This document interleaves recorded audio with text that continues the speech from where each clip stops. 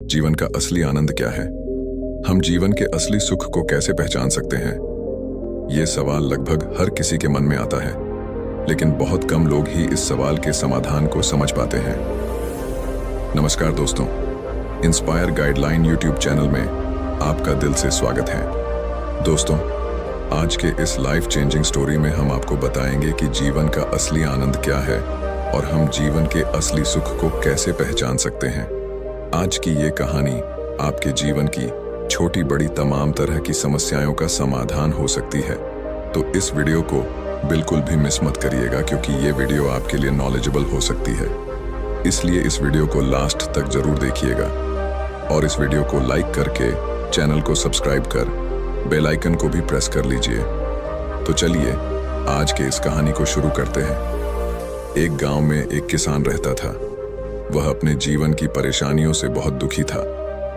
किसी ने उसे अपने दुखों के निवारण के लिए बुद्ध की शरण में जाने को कहा, जो कुछ दिनों के लिए यहाँ से कुछ दूर एक गांव में आए हैं, वे निश्चय ही तुम्हारे सब दुखों का निवारण करेगा।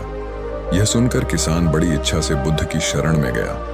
यह सोचकर कि बुद्ध उसे उसकी समस्याओं, मानसिक पीड़ा, तनाव और दुखों से मुक्ति दिलाएंगे, वह बुद्ध के पास पहुंचा।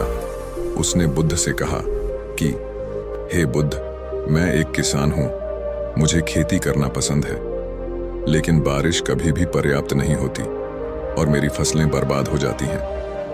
पिछले साल मेरे पास खाने के लिए कुछ नहीं था और इस साल भी अत्यधिक बारिश के कारण फसल को बहुत नुकसान हुआ। मेरे पास खाने के लिए पर्याप्त भोजन नहीं है। किसान ने कहा, मैं शादीशुदा हूं, मेरी पत्नी मेरा ख्याल रखती है, मैं उससे प्यार करता हूं, लेकिन कभी कभी वह मुझे बहुत परेशान करती है और घर में बहुत क्लेश हो जाता है, जिससे मुझे लगता है कि अच्छा होता अगर वह मेरी जिंदगी में नहीं आती। मेरे 2 भी बच्चे हैं। कभी कभी मेरे बच्चे भी मेरा अनादर और अवज्ञा करते हैं, मेरे निर्देशों का पालन नहीं करते। किसान लगातार बुद्ध को अपने दुखमय जीवन के बारे में ऐसी तमाम बातें बता रहा है। बुद्ध उस दुखी किसान की समस्या को ध्यान से सुनते रहे। अपनी जिंदगी की सारी परेशानियां बताने के बाद जब किसान को राहत महसूस हुई तो वह चुप हो गया। अब उसके पास बताने के लिए कोई और समस्या नहीं बची थी। अब वह चुपचाप बैठकर बुद्ध की ओर देख रहा था और अपनी समस्या का समाधान पाने के लिए बुद्ध के उत्तर की प्रतीक्षा कर रहा था। लेकिन बुद्ध चुप थे। किसान ने फिर कहा, हे बुद्ध, मैं आपकी शरण में आया हूं, कृपया मेरे जीवन की इन समस्याओं का समाधान करें। बुद्ध ने कहा, मैं तुम्हारी कोई मदद नहीं कर सकता। किसान आश्चर्यचकित होकर बोला, अरे, यह आप क्या कह रहे हैं? सब कहते हैं कि आप सबके दुख दूर कर देते हैं, तो क्या आप मेरी समस्याएं हल नहीं करेंगे? इसलिए कि मैं एक गरीब किसान हूं। बुद्ध ने कहा, मुश्किलें हर किसी के जीवन में आती हैं। जीवन में दुख और परेशानियां आना स्वाभाविक है। व्यक्ति के जीवन में अक्सर उसके कर्मों के अनुसार परिस्थितियां बदलती रहती हैं, जिससे सुख, दुख, निराशा और क्रोध आता है। नए रिश्तों का बनना, पुराने रिश्तों का बिगड़ना, रिश्तों में मिठास और कड़वाहट, ये सब सामान्य है। यह जीवन का हिस्सा है और यह जीवन का चक्र है। हकीकत तो यह है कि हम सभी के जीवन में 83 प्रकार की कठिनाइयां आए हैं। इन कठिनाइयों का समाधान आप और मैं नहीं कर सकते, कोई नहीं कर सकता। जिंदगी और जिंदगी में बनने वाले रिश्ते स्थिर नहीं होते। एक दिन रिश्तेदार भी चले जाएंगे और जिंदगी भी खत्म हो जाएगी, लेकिन ये समस्याएं वैसे ही रहेंगी जैसे आज आपकी जिंदगी में है और कल किसी और की जिंदगी में होंगी। इस पर किसान अपना नियंत्रण खो देता है और क्रोधित हो जाता है और ऊंची आवाज में बुद्ध से कहता है कि हर कोई कहता है कि तुम्हें एक महात्मा, एक सिद्ध पुरुष, एक प्रबुद्ध व्यक्ति होना चाहिए। मैं इस विश्वास के साथ यहाँ आया हूँ कि आप मेरी मदद करेंगे। यदि आप मेरी समस्याएं हल नहीं कर सकते तो मेरा यहाँ आना व्यर्थ था। हर कोई झूठ बोलता है कि वे समस्याओं का समाधान करते हैं। आपने मेरी एक भी समस्या का समाधान नहीं किया। तुमसे अच्छे तो वह महात्मा हैं जो 2 वर्ष पहले मेरे घर आए थे। उन्होंने मेरे लिए यज्ञ कराया, दान दक्षिणा दिलवाई और मेरे मन को असीम शांति मिली। कुछ सुख भी बढ़े और कुछ दुख भी कम हुए, लेकिन तुमने मेरी कोई भी समस्या हल नहीं की। तुमने मुझे सीधे तौर पर मना कर दिया। बुद्ध ने कहा, क्या वह सब करने से जीवन के सारे दुख समाप्त हो गए?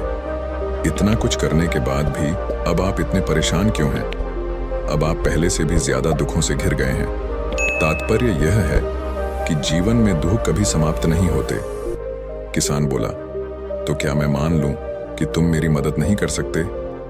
यदि आप ऐसी छोटी छोटी बातों का समाधान नहीं कर सकते तो आपके उपदेशों का क्या लाभ?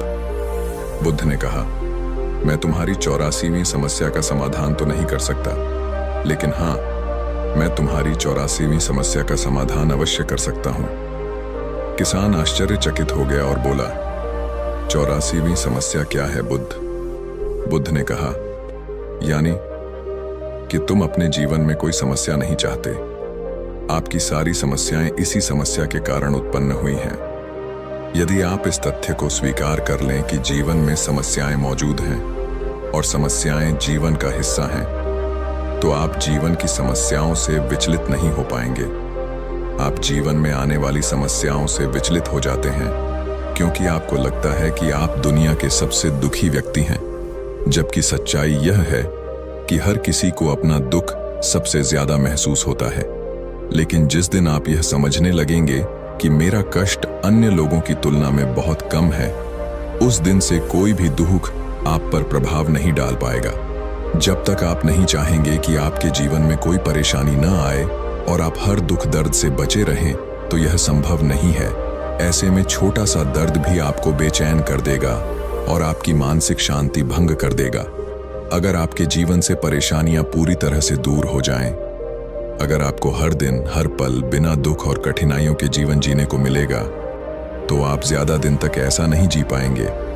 एक समय आएगा जब आप हर दिन एक ही तरह की जिंदगी जीने से पूरी तरह से तंग आ जाएंगे और ऊब जाएंगे, क्योंकि जीवन में किसी भी चीज की अधिकता जीवन के लिए भयानक समस्याएं पैदा करती हैं। आरामदायक जीवन जीने से आप मन और शरीर दोनों से विकलांग हो जाएंगे।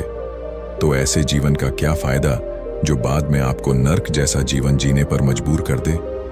जिस तरह खाना खाने का असली आनंद तभी मिलता है जब बहुत भूख लगी हो, और पानी पीने का असली मजा तभी आता है जब बहुत प्यास लगती है, उसी तरह जीवन के तमाम दुखों और परेशानियों को झेलने के बाद ही खुशी का आनंद मिलता है। इसीलिए जीवन में सुख और दुख अलग अलग रूप में आते रहते हैं।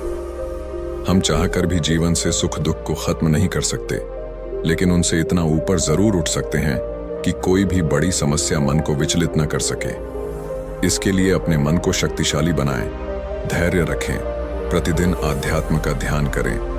यह आपके जीवन की सभी समस्याओं का समाधान है। इसे जीवन की चतुर्मुखी समस्या का समाधान कहा जाता है। महात्मा बुद्ध का यह अद्भुत ज्ञान पाकर किसान संतुष्ट हो गया और उसका मन बिल्कुल हल्का हो गया। मन में जो समस्याएं परेशान कर रही थीं, उनके प्रति जिज्ञासा शांत हो गई। किसान ने अपनी आंखें बंद कर लीं और आनंद का अनुभव करने लगा। किसान को समझ आ गया कि वह अब तक क्या गलती कर रहा था और वह बुद्ध के चरणों में गिर गया। तो दोस्तों, आज के लिए बस इतना ही। यह कहानी आपको कैसी लगी और इस कहानी से आपको क्या सीखने को मिला, कमेंट करके जरूर बताइएगा।